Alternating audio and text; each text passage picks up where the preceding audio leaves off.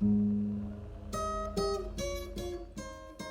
everyone. Nah, di video kali ini saya mau membagi materi yang terbaru buat kalian. Apa itu? Namanya adalah causative. Mungkin beberapa dari kalian sudah pernah mempelajarinya. Maka kita langsung masuk saja apa itu causative. Kalau dikatakan dia causative, sudah ada disebut di sini. Causative is verbs that used to. Kata kerja yang digunakan untuk have someone or something. Kalau have mungkin biasanya kalian pikir have itu memiliki, tapi dalam hal ini have artinya adalah menyuruh.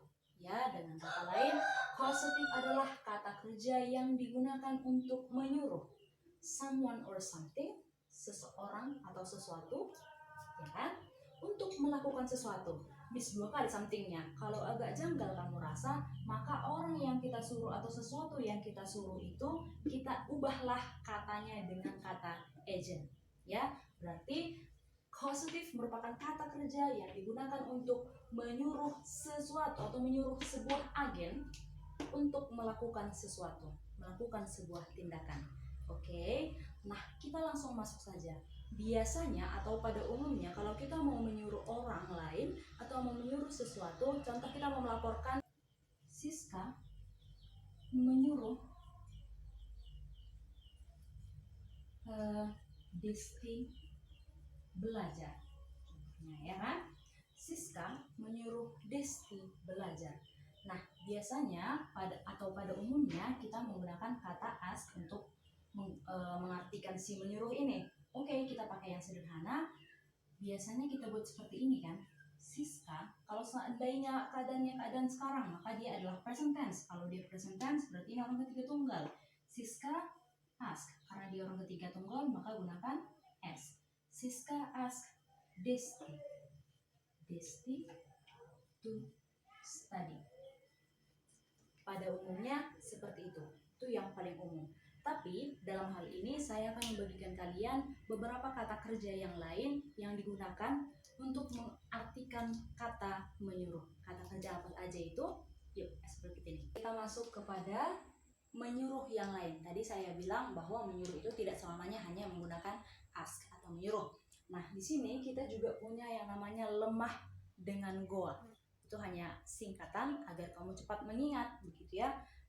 Miss mau mengingatkan kembali, menyuruh. Nah, kalau di pelajaran kelas 11 kemarin, menyuruh dia merupakan kata kerja aktif ya, menyuruh. Nah, nanti ada hubungannya dengan yang itu. Kita masuk ke sini dulu. Rumus causative itu emangnya gimana sih Miss kalau kita mau menyuruh? Maka ingat kalau kalimat itu pasti diawali oleh apa? Subjek ditambah verb causatifnya. Verb causatif. Oke, kita masuk ke lemah tadi. L itu adalah let. Ada ma di sana, dia merupakan make. Sudah. Ada h di sana, maka dia merupakan have. Udah. Let itu menginginkan, make itu menyuruh, tapi kesannya lebih memaksa. Kemudian ada have, ya. Menyuruh ini yang paling umum, menyuruh dengan memberikan tanggung jawab. Namanya juga menyuruh, berarti ada seseorang yang kita suruh atau sesuatu yang kita suruh. Apa tadi saya katakan orang yang kita suruh? Kita sebutlah dia dengan agent, ya, agent, orang lah kita bilang ya. Maka di sini kata kerjanya adalah bare infinitive. Bare infinitive masih ingat nggak? Contoh seperti ini, ada kata looks, look dengan looking. Yang mana yang kata kerja dasar? Tentu saja yang look atau kata kerja yang tidak diberikan imbuhan apapun. Kita masuk ke yang goa. Goa, subjek ditambah verb, ya. Kita masuk G itu apa sih Miss? G itu merupakan get, O itu merupakan order, sudah. Wa itu adalah want. Ya, sama juga yang disuruhnya adalah agent. Kemudian kalau di sini tadi dia pakai bare infinitive, di sini dia menggunakan to infinitive. Kata kerja dasar juga, tapi ada kata to-nya. Kita masuk ke contoh kalimatnya. Kita masuk ke contoh soal. Di sini ada 2 soal Miss buat dengan cara pengerjaan soalnya adalah pilih kata kerja yang tepat pada kolom yang kosong. Kita masuk kalimat yang pertama. Reni makes me blanks in the warehouse. Saya ulangi. Reni makes me blanks in the warehouse. Reni makes, tadi kan kita bilang bahwa itu semua artinya menyuruh, tapi ini kalau kita lihat menyuruhnya itu kesannya apa tadi? Yaitu memaksa. Kalau kalian ingat ya, Reni memaksa aku titik-titik di gudang. Nah, ingat kalau ada kata kerja, agen yang di depannya itu harus berupa objek. Jadi kalau menyuruh aku jangan pakai I. Berarti Reni memaksa aku titik-titik di gudang itu. Di sini pilihannya adalah sleep, it means tidur. Nah, mix itu masuk ke lemah atau ke goa kan gitu. Masuk ke sini, ya kan? Artinya adalah kata kerja yang kita gunakan di sini wajib menggunakan bare infinitive atau kata kerja dasar. Pertanyaan saya, apakah ini kata kerja dasar? Iya, Miss, tapi di sini ada kata to. Apakah ini kata kerja dasar? Iya, Miss. Pertanyaannya, kenapa bukan ini, Miss? Karena di sini ada imbuhan s, maka tidak bisa. Next. Kita masuk ke soal yang kedua. They want Andre blanks the car. Mereka menginginkan si Andre atau menyuruh si Andre titik-titik mobil itu. Di sini diminta mencuci. Berarti mereka ingin si Andre itu mencuci mobil. Ya, langsung lihat saja yang ada di depan depan subjeknya itu, apakah dia tergabung ke lemah atau goa, gitu ya. Maka ada kata want masuk ke goa, berarti harus pakai itu infinitive. Maka yang mana yang to infinitive? Langsung ada wash menjadi sederhana sekali. Oke, next. Nah, yang tadi kita lewatkan sejenak. Tadi saya bilang bahwa menyuruh itu adalah kalimat aktif. Nah, dari mana kita tahu sebenarnya kalimat itu adalah aktif atau tidak? Maka coba perhatikan yang ada di depan kata kerja menyuruhnya itu. Kalau sekiranya di depan dia itu adalah agent, tapi paling umum kita sebutlah agent itu orang sebenarnya, karena yang bisa kita suruh adalah orang. Pernahkah kalian menyuruh kursi? Kan nggak pernah gitu kan. Aku menyuruh kursi itu nggak pernah. Paling umum pasti orang gitu ya. Maka kita sebut dia sebagai agent. Sudah. Sedangkan kalau di depannya adalah benda, mungkin nggak kita menyuruh benda. Thing itu adalah benda. Nah, kalau tadi di depan agent itu adalah kalau di depan kata kerjanya adalah agent atau orang ya, atau yang bisa disuruh, maka di depannya tadi kita gunakan adalah bare infinitive kan gitu kan. Akan tetapi kalau ternyata di depan kata kerja menyuruhnya itu adalah benda ya, benda, maka di depannya adalah kata kerja ketiga, atau kita sebut juga lah dia dengan kata past participle. Ya, begitu pun dengan yang ini. Tadi kan kalau di depannya ada agent, ya kan? Kalau di depannya ada agent, maka di depannya tadi apa? Bukan bare infinitive melainkan to infinitive gitu kan? Tapi kalau ternyata di depannya itu adalah benda, gak mungkin kita menyuruh benda lagi-lagi bilang, maka di depannya menjadi kata kerja ketiga atau sama saja seperti tadi, yaitu past participle. Nah, yang menyenangkan dari kalimat pasif itu adalah dia sangat menyenangkan. Kenapa? Kalau di depan kata kerja menyuruhnya itu adalah benda, kita nggak perlu memikirkan apakah menggunakan bare infinitive atau menggunakan to infinitive. Kalau di depannya udah ada benda, karena apa? Mustahil kita menyuruh benda kan gitu kan. Kalau di depannya sudah benda, kita wajib menggunakan kata kerja ketiga atau disebut juga dengan past participle. Seperti contoh berikut. I have the car. Aku menyuruh mobil itu to repaired. aku menyuruh mobil itu, kan nggak mungkin aku menyuruh mobil itu memperbaiki dirinya sendiri, tidak mungkin. Maka di sini dia merupakan kalimat pasif. Ingat, kalau di depannya adalah kata benda, maka gunakanlah kata kerja ketiga. Maka menjadi I have the car. Langsung ambil kata kerja ketiga, yaitu repair. Maka kalau dalam kalimat kita sebutlah dia dengan saya menyuruh mobil itu diperbaiki. Itulah kalimat pasif. Kan gitu kan? Oke, contoh soal. Di sini ada 5 soal Miss buat. Sebagai pengingat saja, ada lemah dan goa tadi. Like, make, have, dan get, order, dan want. Oke, kita masuk ke sini.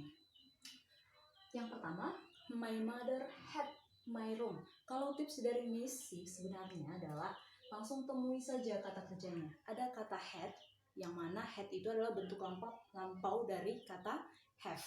Ya, have ini kan, maka di depannya harus ada infinitif, ya kan? Infinitif.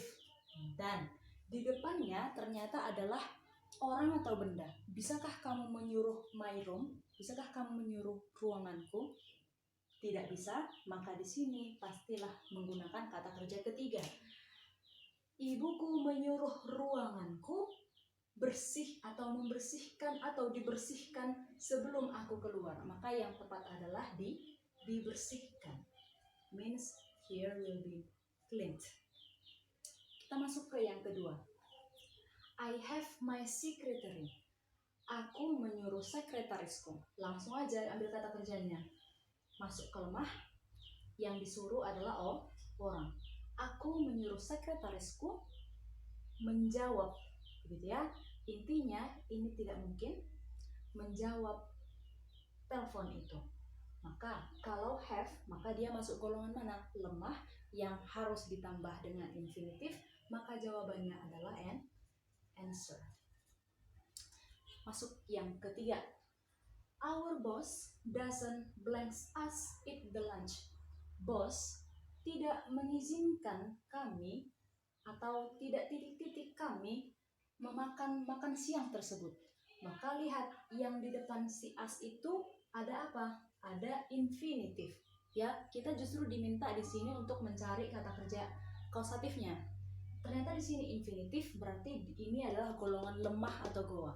Golongan lemah, satu-satunya golongan lemah yang ada di sini adalah kata let. Kita masuk ke yang keempat. I get them. Saya menyuruh mereka. Saya menyuruh mereka. Oke, masuk kelompok goa. Yang disuruh adalah orang. Saya menyuruh mereka. Artinya ini adalah aktif ya. Menyuruh mereka titik-titik lantai itu. Menyapu lantai itu. Intinya yang ini tidak mungkin.